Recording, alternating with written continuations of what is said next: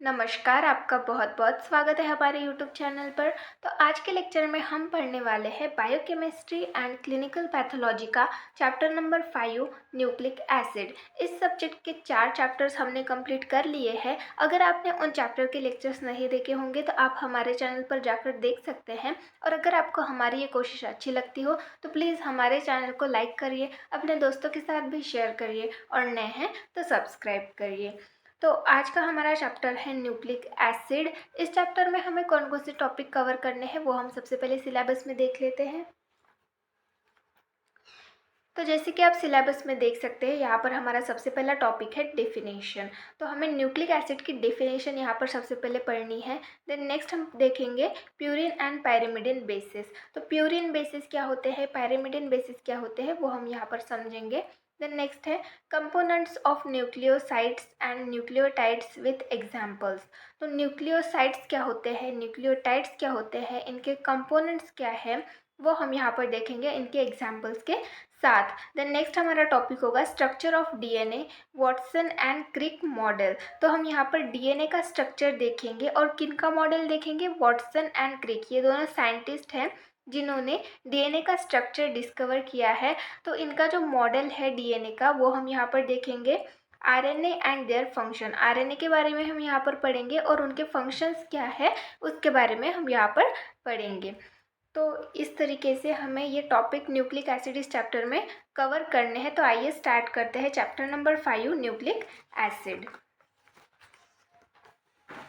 तो इस चैप्टर में हमें सबसे पहले डेफिनेशन देखनी है न्यूक्लिक एसिड की। तो न्यूक्लिक एसिड मतलब क्या होता है, nucleic acid are acidic substances containing nitrogenous bases, sugar and phosphorus. तो न्यूक्लिक एसिड ये क्या है, ये एक एसिडिक सब्सटेंस है, ये इसमें एसिड होता है, ये एक एसिडिक सब्सटेंस है containing nitrogenous bases, sugar and phosphorus.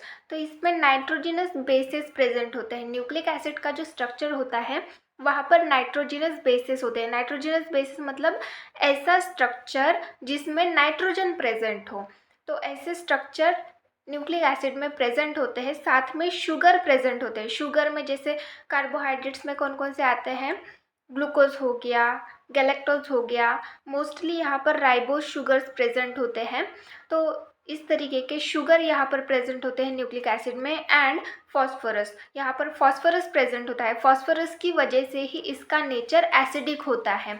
तो न्यूक्लिक एसिड ये एक एसिडिक सब्सटेंस है जिसमें क्या क्या होते हैं, नाइट्रोजनस बेस होते हैं, शुगर होते हैं और फॉस्फोरस होते हैं। तो इस तरीके की बहुत ही सिंपल सी डेफिनेशन है न्यूक्लिक एसिड की। देन नेक्स्ट क्या बोल रहा है, there are 2 type of nucleic acid. तो न्यूक्लिक एसिड के भी 2 टाइप होते हैं। कौन कौन से होते हैं, deoxy ribo nucleic acid that is the DNA and ribo nucleic acid that is the RNA. तो डीएनए और आरएनए ये न्यूक्लिक एसिड के टाइप्स हैं। हमें इनके बारे में भी आगे पढ़ना है डिटेल में। डीएनए का हमें स्ट्रक्चर देखना है, आरएनए के बारे में भी हमें पढ़ना है और उनके फंक्शंस भी देखने हैं। देन नेक्स्ट है there are 2 components of nucleic acid. तो न्यूक्लिक एसिड के 2 कंपोनेंट्स होते हैं। कौन से कंपोनेंट्स होते हैं, प्यूरिन्स एंड पायरिमिडिन्स। तो प्यूरिन और पायरिमिडिन ये कंपोनेंट है न्यूक्लिक एसिड के। जो हमने प्यूरिन बेसिस और पायरिमिडिन बेसिस के बारे में पढ़ा था सिलेबस में, तो ये कंपोनेंट होते हैं न्यूक्लिक एसिड के। तो इनके बारे में हमें आगे पढ़ना है। तो सबसे पहले हम यहाँ पर पढ़ेंगे प्यूरिन के बारे में। प्यूरिन्स मतलब क्या होता है वो देखेंगे। Purine contain heterocyclic ring system. ये जो प्यूरिन होते हैं ये हेट्रोसाइक्लिक रिंग सिस्टम कंटेन करते हैं। हेट्रोसाइक्लिक रिंग सिस्टम मतलब ये जो प्यूरिन का स्ट्रक्चर होता है ये रिंग सिस्टम का होता है, साइक्लिक स्ट्रक्चर होता है।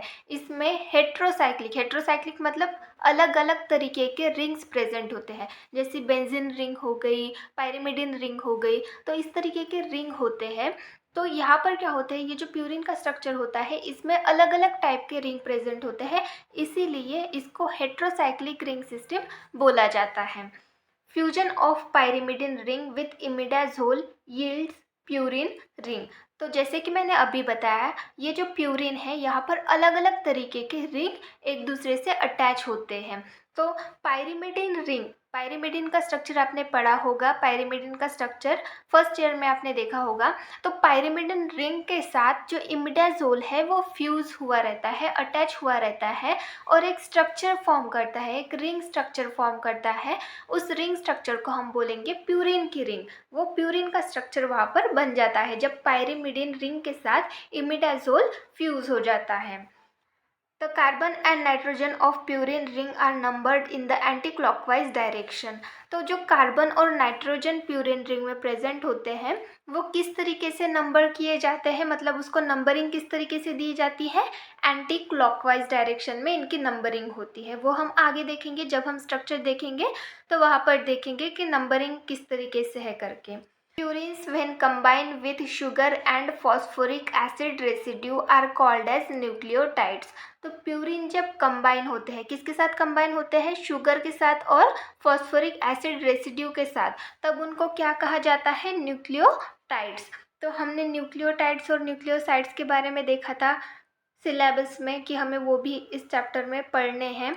तो जब प्यूरिन कंबाइन होता है, किसके साथ कंबाइन होता है, मतलब प्यूरिन से जब अटैच हो जाती है शुगर, मैंने बताया था ribose sugar most of the time nucleic acid के स्ट्रक्चर में होती है राइबोज या फिर deoxyribose.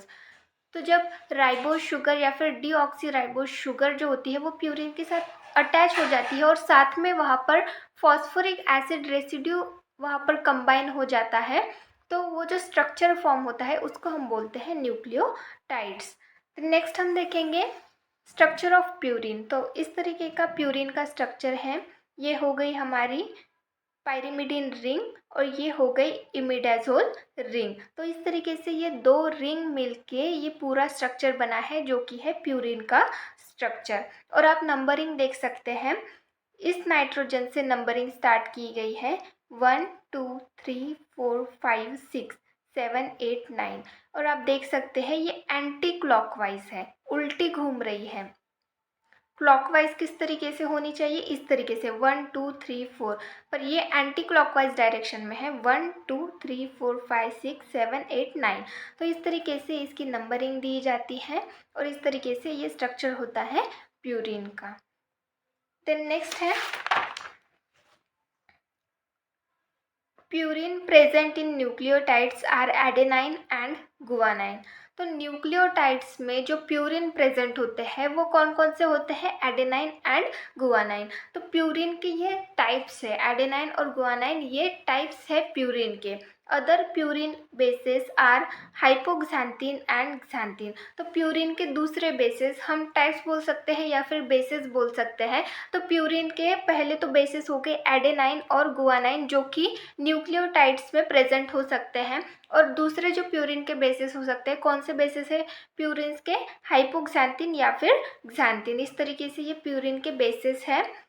They are intermediates in the formation of adenine and guanine nucleotides. तो ये जो हाइपोक्सान्थिन और क्सान्थिन है ये इंटरमीडिएट की तरह काम करते हैं। जब एडेनाइन का या फिर गुआनाइन का न्यूक्लियोटाइड का स्ट्रक्चर फॉर्म होता है उस टाइम पे ये क्सान्थिन और हाइपोक्सान्थिन इंटरमीडिएट की तरह काम करते हैं। देन नेक्स्ट हम देखेंगे स्ट्रक्चर ऑफ एडेनाइन। तो एडेनाइन का स्ट्रक्चर आप देख सकते हैं, ये हो गया हमारा। अगर आप NH2 को छोड़ दे तो ये पूरा स्ट्रक्चर आप देख सकते हैं, ये पूरा स्ट्रक्चर प्यूरिन का स्ट्रक्चर है। बस यहाँ पर ये जो 6th नंबर की पोजीशन है यहाँ पर NH2 ये ग्रुप ज्वाइन हुआ है, तो इस स्ट्रक्चर को हम बोलेंगे एडेनाइन। ये हो गया एडेनाइन का स्ट्रक्चर। तो आप यहाँ पर नंबरिंग देख सकते हैं जैसे प्यूरिन के स्ट्रक्चर में है 1 2 3 4 5 6 7 8 9, सेम उसी तरीके से एडेनाइन के स्ट्रक्चर में भी उसी तरीके से नंबरिंग दी गई है। और इसका नॉमेनक्लेचर यहाँ पर दिया गया है, केमिकल नेम दिया गया है।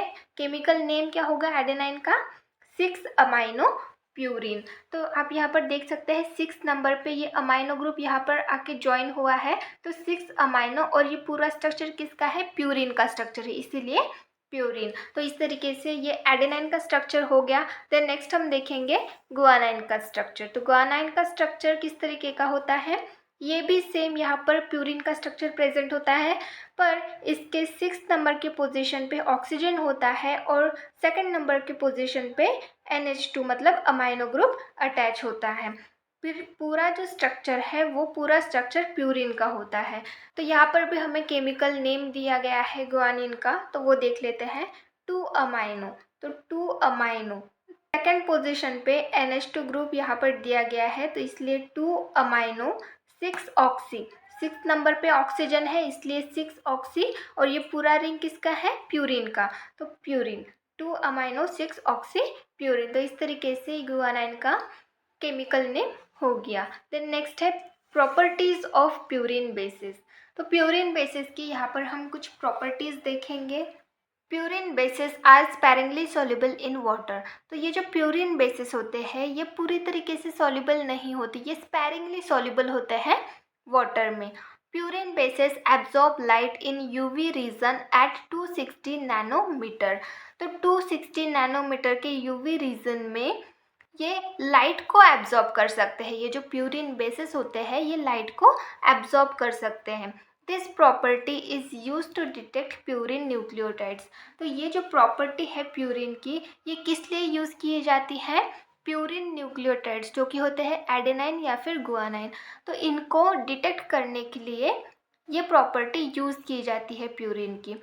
Purine bases are capable of forming hydrogen bonds. तो ये जो प्यूरिन बेसिस होते हैं ये हाइड्रोजन बॉन्ड्स फॉर्म कर सकते हैं। देन नेक्स्ट है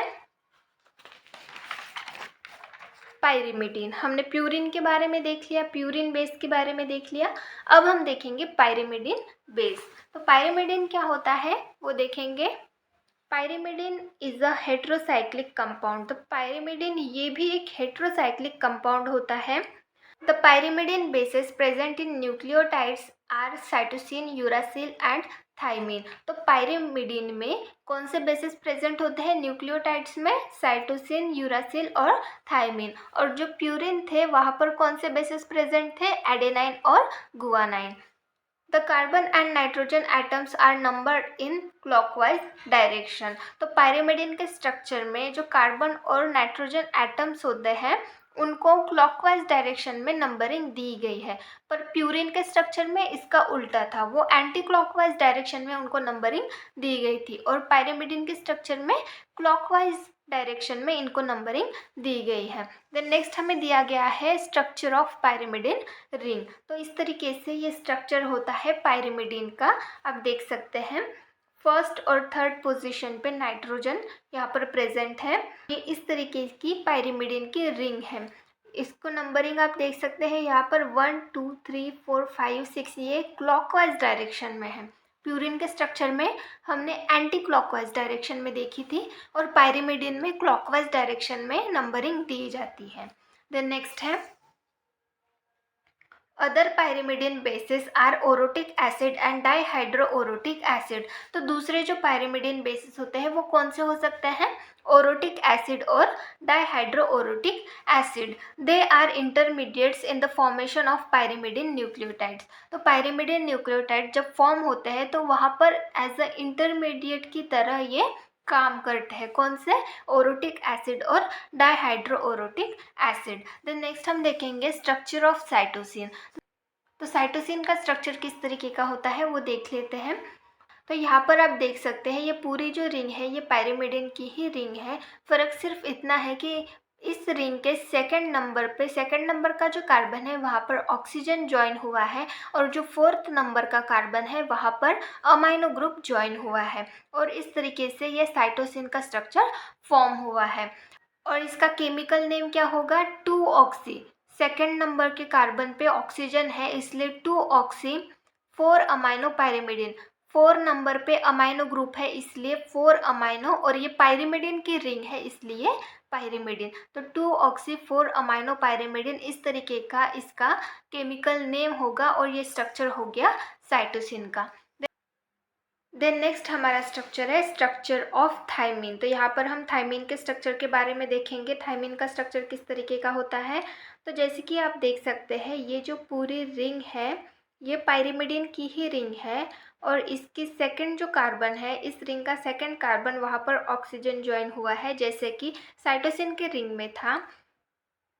फोर्थ नंबर का जो कार्बन है वहाँ पर भी ऑक्सीजन ज्वाइन हुआ है, और जो फिफ्थ नंबर का कार्बन है वहाँ पर मिथिल ग्रुप ज्वाइन हुआ है। तो इस तरीके से ये स्ट्रक्चर फॉर्म हो गया थायमिन का, और इसका केमिकल नेम क्या है, 2,4 डाइऑक्सी। तो 2 नंबर के कार्बन पे ऑक्सीजन है और साथ में 4 नंबर के कार्बन पे भी ऑक्सीजन है, इसलिए 2,4 डाइऑक्सी। क्यों? क्योंकि 2 ऑक्सीजन है, यहाँ पर 2 नंबर पे एक हो गया और ये 4 नंबर पे दूसरा ऑक्सीजन, इसलिए डाइऑक्सी, 2,4 डाइऑक्सी 5। 5 नंबर पे क्या है, मिथिल, 5 मिथिल। तो 5 मिथिल पायरिमिडिन की रिंग है, इसलिए पायरिमिडिन। तो इस तरीके से 2,4 डाइऑक्सी 5 मिथिल पायरिमिडिन, इस तरीके का इसका केमिकल नेम हो गया। तो इस तरीके से ये थायमिन का स्ट्रक्चर हो गया। देन नेक्स्ट है प्रॉपर्टीज ऑफ पायरिमिडिन बेसिस। तो प्रॉपर्टीज क्या होती है पायरिमिडिन बेसिस की, वो हम यहाँ पर देखेंगे। तो सबसे पहली है pyrimidine bases are soluble in water. तो ये जो पायरिमिडिन बेसिस होते हैं ये वाटर में सोल्युबलाइज हो जाते हैं। प्यूरिन के केस में वो स्पैरिंगली सोल्युबल होते हैं वाटर में। Pyrimidine bases also absorb UV light at 260 nanometre. तो 260 नैनोमीटर की लाइट में ये पायरिमिडिन बेसिस जो है ये लाइट एब्जॉर्ब कर सकते हैं। This property is use to detect pyrimidine nucleotides. तो ये जो प्रॉपर्टी है ये यूज़ की जाती है किस लिए, पायरिमिडिन न्यूक्लियोटाइड्स को डिटेक्ट करने के लिए, पहचानने के लिए। They are capable of forming hydrogen bonds. तो ये जो पायरिमिडिन बेसिस होते हैं ये हाइड्रोजन बॉन्ड्स फॉर्म कर सकते हैं। तो इस तरीके की ये प्रॉपर्टीज हो गई पायरिमिडिन बेसिस की। देन नेक्स्ट हमारा टॉपिक है कंपोनेंट्स ऑफ न्यूक्लियोसाइड्स। तो न्यूक्लियोसाइड्स क्या होते हैं, उसके कंपोनेंट्स क्या होते हैं, वो हम यहाँ पर देखेंगे। A nucleoside is composed of either purine or pyrimidine as a base and a sugar molecule। तो ये जो न्यूक्लियोसाइड्स होते हैं ये किससे बने हुए होते हैं, प्यूरिन और पायरिमिडिन एज अ बेस। तो इनका बेस क्या होता है, प्यूरिन हो सकता है या फिर पायरिमिडिन हो सकता है। हमने प्यूरिन के स्ट्रक्चर्स देखे, पायरिमिडिन के स्ट्रक्चर देखे, तो उनमें से कोई भी हो सकता है। प्यूरिन का भी स्ट्रक्चर हो सकता है न्यूक्लियोसाइड के स्ट्रक्चर में, या फिर पायरिमिडिन का भी स्ट्रक्चर हो सकता है एज अ बेस करके। इनका बेस, ये जो न्यूक्लियोसाइड्स होते हैं इनका बेस क्या होता है, प्यूरिन का या फिर पायरिमिडिन का structure, and a sugar molecule. और साथ में यहाँ पर एक शुगर मॉलिक्यूल, जैसे कि मैंने बताया था यहाँ पर राइबोस शुगर्स प्रेजेंट होते हैं, तो एक शुगर मॉलिक्यूल यहाँ पर प्रेजेंट होता है। तो इस तरीके से पूरा न्यूक्लियोसाइड का स्ट्रक्चर बनता है, किससे, प्यूरिन या फिर पायरिमिडिन जो एज अ बेस की तरह रहते हैं स्ट्रक्चर में, और एक शुगर मॉलिक्यूल उनको अटैच रहता है। तो इसका स्ट्रक्चर हम आगे देखेंगे, न्यूक्लियोसाइड का structure. In case of purine nucleoside the sugar is attach to N9 of purine ring. तो प्यूरिन न्यूक्लियोसाइड के स्ट्रक्चर में, अब प्यूरिन न्यूक्लियोसाइड का स्ट्रक्चर मतलब किस तरीके का होगा, न्यूक्लियोसाइड का ही स्ट्रक्चर पर उसमें प्यूरिन की रिंग प्रेजेंट होगी एज अ बेस करके। तो जिस स्ट्रक्चर में प्यूरिन की रिंग प्रेजेंट है ऐसे न्यूक्लियोसाइड को हम बोलेंगे प्यूरिन न्यूक्लियोसाइड। तो प्यूरिन न्यूक्लियोसाइड में जो शुगर है वो किससे अटैच होती है, N9 से। मतलब जो नाइट्रोजन है 9th पोजीशन पे उससे अटैच होती है शुगर प्यूरिन की रिंग में। In case of pyrimidine nucleosides, the sugar is attached to N1 of pyrimidine ring। तो जो pyrimidine nucleosides होते हैं, pyrimidine nucleosides मतलब क्या होते हैं, ऐसे nucleosides जिनकी रिंग जो होती है वो पायरिमिडिन की हो। मतलब पायरिमिडिन रिंग जिन न्यूक्लियोसाइड्स में प्रेजेंट हो उनको हम बोलेंगे पायरिमिडिन न्यूक्लियोसाइड्स। तो पायरिमिडिन वहाँ पर एज अ बेस करके प्रेजेंट होगा ऐसे न्यूक्लियोसाइड्स। तो pyrimidine nucleosides the sugar is attach to N1 of pyrimidine ring. तो जो पायरिमिडिन न्यूक्लियोसाइड्स होते हैं वहाँ पर जो शुगर होती है, जो राइबोस शुगर होती है वो N1 मतलब जो फर्स्ट नाइट्रोजन होता है उससे अटैच होती है पायरिमिडिन की रिंग में। तो इसके स्ट्रक्चर में हम देखेंगे, प्यूरिन न्यूक्लियोसाइड का स्ट्रक्चर देखेंगे, पायरिमिडिन न्यूक्लियोसाइड का स्ट्रक्चर देखेंगे, और वहाँ पर ये भी देखेंगे कि कौन से पोजीशन से। जैसे प्यूरिन न्यूक्लियोसाइड्स में N5 मतलब 9th नंबर का जो नाइट्रोजन है उससे अटैच है शुगर मॉलिक्यूल, और पायरिमिडिन न्यूक्लियोसाइड्स में जो फर्स्ट नाइट्रोजन है उससे अटैच है, तो वो भी हम देखेंगे। तो आइए देखते हैं प्यूरिन न्यूक्लियोसाइड का स्ट्रक्चर सबसे पहले। तो जैसे आप देख सकते हैं यहाँ पर ये प्यूरिन का स्ट्रक्चर हो गया। यहाँ पर प्यूरिन में एडेनाइन या फिर गुआनाइन कौन सा भी हो सकता है, इसीलिए यहाँ पर एक्स एंड वाई ये दिया गया है। तो ये पूरा हो गया प्यूरिन का स्ट्रक्चर। और ये एक्स और वाई जो है ये इसलिए है क्योंकि ये एडेनाइन भी हो सकता है या फिर गुआनाइन भी हो सकता है, इसलिए यहाँ पर एक्स एंड वाई दिया गया है। और ये देखिए आप, जैसे कि हमने यहाँ पर देखा था कि शुगर जो है वो N9 पोजीशन पे अटैच है प्यूरिन के रिंग के। तो ये हो गई हमारी प्यूरिन की रिंग। और नंबरिंग के हिसाब से अगर आप देखें तो ये हो गया हमारा N9, मतलब 9th नंबर पे ये जो नाइट्रोजन प्रेजेंट है इससे शुगर अटैच होती है। तो ये हो गया हमारा शुगर का स्ट्रक्चर। और ये हो गया हमारा बेस जो कि प्यूरिन का बेस है। ये हो गया हमारा प्यूरिन और ये हो गई हमारी शुगर। और ये किससे लिंक है? An glycosidic linkage. ये ग्लाइकोसाइडिक लिंकेज से लिंक है दो चेन एक दूसरे से। तो इस तरीके से ये प्यूरिन न्यूक्लियोसाइड्स का स्ट्रक्चर फॉर्म होता है। और आप देख सकते हैं एक्स मतलब OH भी हो सकता है। ये जो एक्स पोजीशन है यहाँ पर OH भी हो सकता है या फिर NH2 हो सकता है। और जो Y पोजीशन है यहाँ पर कौन कौन से हो सकता है? H हो सकता है, OH हो सकता है या फिर NH2 प्रेजेंट हो सकता है। तो इस तरीके से ये प्यूरिन न्यूक्लियोसाइड्स की रिंग हो गई। देन नेक्स्ट है पायरिमिडीन न्यूक्लियोसाइड्स। तो पायरिमिडीन न्यूक्लियोसाइड की यहाँ पर हम रिंग देखेंगे। तो ये हो गया हमारा पायरिमिडीन का स्ट्रक्चर। तो पायरिमिडीन में से भी कोई भी बेस उसका हो सकता है, जैसे साइटोसिन हो गया, थाइमिन हो गया या यूरासिल हो गया। तो इन तीनों में से कोई भी हो सकता है। तो ये जो एक्स और जेड पोजीशन दी गई है ये इसी के लिए दी गई है। और जैसे कि हमने देखा था कि जो शुगर है वो पायरिमिडीन न्यूक्लियोसाइड में N1 पोजीशन पे अटैच रहता है, मतलब जो फर्स्ट नाइट्रोजन है वहाँ पर। तो नंबरिंग के हिसाब से अगर देखें तो ये हो गया हमारा N1 मतलब फर्स्ट नाइट्रोजन। तो यहाँ पर ये शुगर मॉलिक्यूल जो है वो अटैच हुई है किससे? एन ग्लाइकोसाइडिक लिंकेज के थ्रू। तो इस तरीके से ये पायरिमिडीन न्यूक्लियोसाइड का स्ट्रक्चर होता है। और एक्स जो होता है वो NH2 हो सकता है या फिर O हो सकता है। ये जो 4th नंबर की पोजीशन है यहाँ पर NH2 हो सकता है या फिर ऑक्सीजन हो सकता है। और ये जो Z पोजीशन है ये 5th नंबर पे ये जो Z है यहाँ पर CH3 हो सकता है। तो इस तरीके से ये पायरिमिडीन न्यूक्लियोसाइड का स्ट्रक्चर है। देन नेक्स्ट है examples of bases and their abbreviations and nucleosides. तो यहाँ पर हम एग्जाम्पल्स देखेंगे न्यूक्लियोसाइड्स के, उनके बेसिस के साथ, और उनके एब्रिवेशंस भी देखेंगे। एब्रिवेशंस मतलब होता है शॉर्ट फॉर्म। तो उसके बारे में देखते हैं। तो जैसे कि आप देख सकते हैं यहाँ पर हम सबसे पहले देखेंगे बेस, देन देखेंगे न्यूक्लियोसाइड्स, देन देखेंगे एब्रिवेशंस। तो बेस में कौन कौन से हो सकते हैं? प्यूरिन या फिर पायरिमिडीन के हो सकते हैं। तो प्यूरिन में भी क्या होते हैं? एडेनाइन और गुआनाइन, ये उनके बेस होते हैं। और पायरिमिडीन के कौन से होते हैं? साइटोसिन और थाइमिन। तो एडेनाइन, गुआनाइन, साइटोसिन और थाइमिन के यहाँ पर बेस हमें दिए गए हैं। और उनके न्यूक्लियोसाइड में अगर वो कन्वर्ट होंगे तो उनको हम क्या कहेंगे वो दिए गए हैं। और उनके एब्रिवेशंस क्या होंगे, मतलब शॉर्ट फॉर्म में हम उसको क्या लिखेंगे वो यहाँ पर हमें दिया गया है। तो ये सबसे पहले एडेनाइन के बारे में देखेंगे। एडेनाइन अगर न्यूक्लियोसाइड में कन्वर्ट हुआ, एडेनाइन अगर स्ट्रक्चर में प्रेजेंट हुआ तो उसको हम बोलेंगे एडेनोसिन। अगर वो न्यूक्लियोसाइड फॉर्म होता है एडेनाइन का तो उसको हम बोलेंगे एडेनोसिन, जिसका एब्रिवेशन होगा कैपिटल A। देन नेक्स्ट है एडेनाइन। तो यहाँ पर आप सोच रहे होंगे कि दो दो एडेनाइन किस तरीके से आएंगे। तो जैसे कि हमने पहले पढ़ा था कि यहाँ पर राइबोज या फिर डीऑक्सीराइबोज, इस तरीके से दो टाइप के शुगर प्रेजेंट हो सकते हैं। राइबोज शुगर हो सकती है या फिर डीऑक्सीराइबोज शुगर हो सकती है।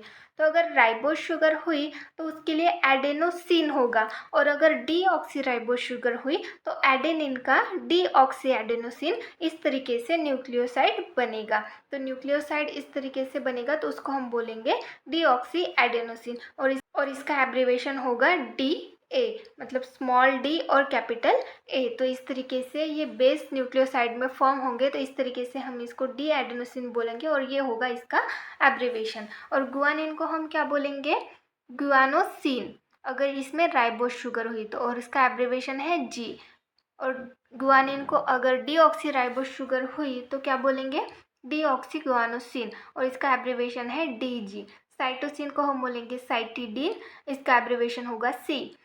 और साइटोसिन को हम बोलेंगे डीऑक्सीसाइटिडीन, इनको हम बोलेंगे राइबोथाइमिडीन। तो इसको आप देख सकते हैं, ये राइबोथाइमिडीन, ये थोड़ा डिफरेंट है। तो थाइमिन को हम बोलेंगे राइबोथाइमिडीन और इसका एब्रीवेशन होगा टी। और जो थाइमिन है, अगर उसमें डीऑक्सीराइबो शुगर है तो उस कंडीशन में क्या बोलेंगे, डीऑक्सीथाइमिडीन, जिसका एब्रीवेशन होगा डी। तो इस तरीके से ये एग्जाम्पल्स है न्यूक्लियोसाइड्स की। देन नेक्स्ट है कंपोनेंट्स ऑफ न्यूक्लियोटाइड्स। हमने न्यूक्लियोसाइड्स के बारे में अभी तक देख लिया, अब हम देखेंगे न्यूक्लियोटाइड्स के बारे में।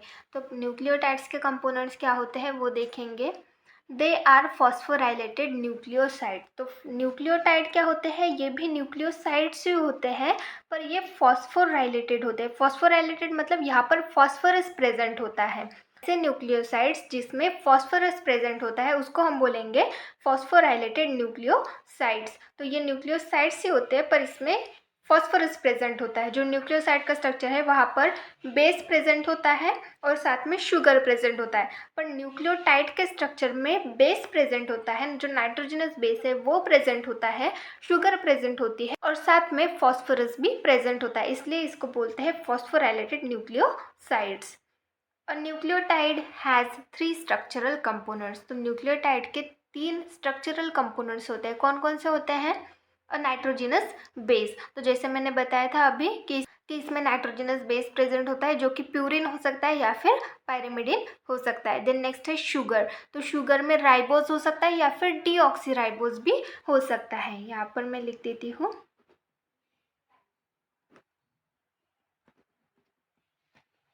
तो राइबोस या फिर डीऑक्सीराइबोस भी हो सकती है। और फॉस्फेट ग्रुप, तो न्यूक्लियोसाइड्स में हमने देखा था वहाँ पर सिर्फ नाइट्रोजनस बेस और शुगर प्रेजेंट होती है, पर न्यूक्लियोटाइड्स में क्या होते हैं, नाइट्रोजनस बेस, शुगर और फॉस्फेट ग्रुप। ये डिफरेंस है न्यूक्लियोसाइड और न्यूक्लियोटाइड्स का। तो देखेंगे आगे न्यूक्लियोटाइड्स के बारे में। Phosphate group is attach to ribose through an ester linkage. तो टाइड्स के स्ट्रक्चर में जो फॉस्फेट ग्रुप होता है वो राइबोस शुगर से अटैच होता है, जो शुगर होती है उससे अटैच होता है। किसके थ्रू? ईस्टर लिंकेज के थ्रू। देन नेक्स्ट हम देखेंगे एग्जाम्पल्स ऑफ सम न्यूक्लियोटाइड्स। तो यहाँ पर न्यूक्लियोटाइड्स के हम कुछ एग्जाम्पल्स देखेंगे। नेम ऑफ न्यूक्लियोटाइड, यहाँ पर हमें नाम दिए गए हैं न्यूक्लियोटाइड के। अल्टरनेटिव नेम, अल्टरनेटिव नेम मतलब ये जो यहाँ पर नाम दिए गए हैं उनको हम और क्या बोल सकते हैं, इनके अल्टरनेटिव नेम क्या है वो देखेंगे। और एब्रिवेशंस मतलब इनको शॉर्ट फॉर्म में हम क्या बोलेंगे। तो सबसे पहला न्यूक्लियोटाइड है एडेनोसिन मोनोफॉस्फेट। इसका अल्टरनेटिव नेम है एडेनाइलिक एसिड और एब्रिवेशन क्या है, AMP। और सेकंड है डीऑक्सी एडेनोसिन मोनोफॉस्फेट। तो जैसे आप देख सकते हैं, मैंने पहले भी आपको बताया जब हम न्यूक्लियोसाइड के एग्जांपल्स देख रहे थे कि शुगर 2 टाइप की होती है, राइबोस और डीऑक्सीराइबोस। तो उसके हिसाब से एडेनोसिन मोनोफॉस्फेट, इसमें राइबोस शुगर प्रेजेंट होगी और डीऑक्सी एडेनोसिन मोनोफॉस्फेट, इसमें डीऑक्सीराइबोस शुगर प्रेजेंट होगी। तो ये जो जहाँ पर डीऑक्सी लग रहा है, यहाँ पर डीऑक्सीराइबोस शुगर प्रेजेंट होगी और जहाँ पर डीऑक्सी नहीं लग रहा है वहाँ पर राइबोस शुगर प्रेजेंट होगी, ये आप याद रखिए। तो आगे देखते हैं और कौन कौन से न्यूक्लियोटाइड हमें यहाँ पर दिए गए हैं। तो ये डीऑक्सी एडेनोसिन मोनोफॉस्फेट, इसका अल्टरनेटिव नेम है डीऑक्सी एडेनिलिक एसिड और इसका एब्रिवेशन है DAMP। देन नेक्स्ट है गुआनोसिन मोनोफॉस्फेट गुआनिलिक एसिड, ये इसका अल्टरनेटिव नेम हो गया और एब्रिवेशन है GMP।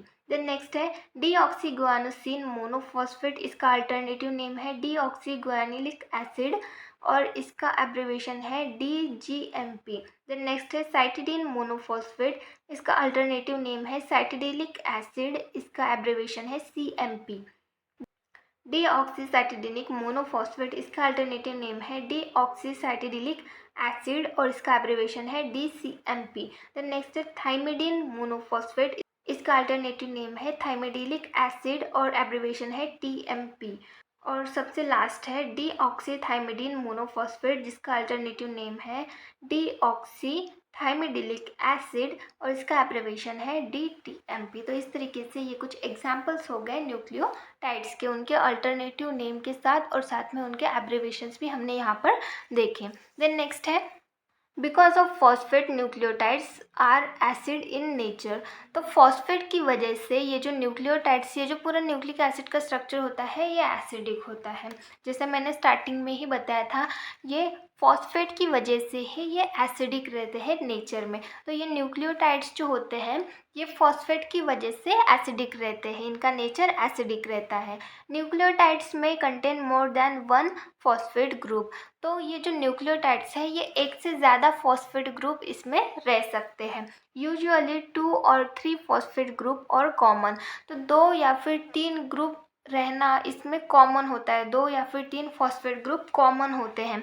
Accordingly they are called as diphosphate और ट्राईफॉस्फेट। तो अगर न्यूक्लियोटाइड के स्ट्रक्चर में 2 फॉस्फेट प्रेजेंट हो तो उसको हम बोलेंगे डाईफॉस्फेट, और 3 फॉस्फेट ग्रुप प्रेजेंट हो तो उसको हम बोलेंगे ट्राईफॉस्फेट। तो आगे हम देखेंगे structure of AMP, ADP and ATP. तो ये क्या होते हैं? Structure of adenosine monophosphate, adenosine diphosphate and adenosine triphosphate. तो एडेनोसिन मोनोफॉस्फेट मतलब यहाँ पर मोनो मतलब सिंगल फॉस्फेट प्रेजेंट होगा। एडेनोसिन डाइफॉस्फेट मतलब यहाँ पर डाई मतलब 2 फॉस्फेट ग्रुप प्रेजेंट होंगे, और एडेनोसिन ट्राइफॉस्फेट मतलब यहाँ पर 3 फॉस्फेट प्रेजेंट होंगे। तो स्ट्रक्चर देखते हैं। एडेनोसिन मोनोफॉस्फेट ये न्यूक्लियोटाइड्स के, जहाँ पर हमें एडेनोसिन ये बेस दिया गया है। तो जैसे कि आप देख सकते हैं ये स्ट्रक्चर, ये हो गया हमारा प्यूरिन का स्ट्रक्चर, ये एडेनिन का स्ट्रक्चर हो गया। एडेनिन का स्ट्रक्चर हम बोल सकते हैं क्योंकि यहाँ पर एडेनोसिन बोला गया है। तो ये हो गया हमारा एडेनाइन का स्ट्रक्चर, ये हमारा हो गया नाइट्रोजिनस बेस। ये जो इतना स्ट्रक्चर है ये हो गया हमारा नाइट्रोजिनस बेस, और यहाँ से ये अटैच है शुगर मॉलिक्यूल, ये हो गई हमारी राइबोस शुगर। और ये जो यहाँ पर आप स्ट्रक्चर देख सकते हैं ये है हमारे फॉस्फेट ग्रुप। ये हो गए, यहाँ पर 3 फॉस्फेट प्रेजेंट है इस स्ट्रक्चर में। तो अगर सिर्फ इतना स्ट्रक्चर प्रेजेंट होगा, आप लाइन देख सकते हैं यहाँ पर डॉट डॉट दिया गया है। तो अगर सिर्फ इतना स्ट्रक्चर प्रेजेंट होगा, ये जो पूरा स्ट्रक्चर है इसमें सिर्फ एक फॉस्फोरस प्रेजेंट है, तो अगर इतना ही स्ट्रक्चर होगा तो उसको हम बोलेंगे एडेनोसिन मोनोफॉस्फेट। मतलब इस स्ट्रक्चर में सिर्फ एक फॉस्फेट ग्रुप प्रेजेंट है, इसीलिए मोनोफॉस्फेट, एडेनोसिन मोनोफॉस्फेट। अगर 2 फॉस्फेट ग्रुप इस स्ट्रक्चर में प्रेजेंट होंगे तो उसको हम बोलेंगे एडेनोसिन डाइफॉस्फेट। मतलब 2 फॉस्फेट ग्रुप इस स्ट्रक्चर में प्रेजेंट होंगे, जिसको हम बोलेंगे एडीपी। और अगर 3 फॉस्फोरस के स्ट्रक्चर यहाँ पर प्रेजेंट होंगे इस स्ट्रक्चर में, तो इसको हम बोलेंगे एडेनोसिन ट्राइफॉस्फेट, जिसको हम बोलेंगे एटीपी। तो इस तरीके से ये स्ट्रक्चर होते हैं न्यूक्लियोटाइड्स के। तो आप देख सकते हैं स्ट्रक्चर में ये हो गया हमारा नाइट्रोजनस बेस, ये हो गई हमारी शुगर, और ये हो गया हमारा फॉस्फेट ग्रुप। तो इस तरीके से ये पूरा न्यूक्लियोटाइड का स्ट्रक्चर होता है। तो इस तरीके से यहाँ पर हमने कंपोनेंट्स देख लिए न्यूक्लियोटाइड्स के। तो आज के लेक्चर में बस इतना ही, बाकी का टॉपिक हम नेक्स्ट लेक्चर में कवर करेंगे। Thank you.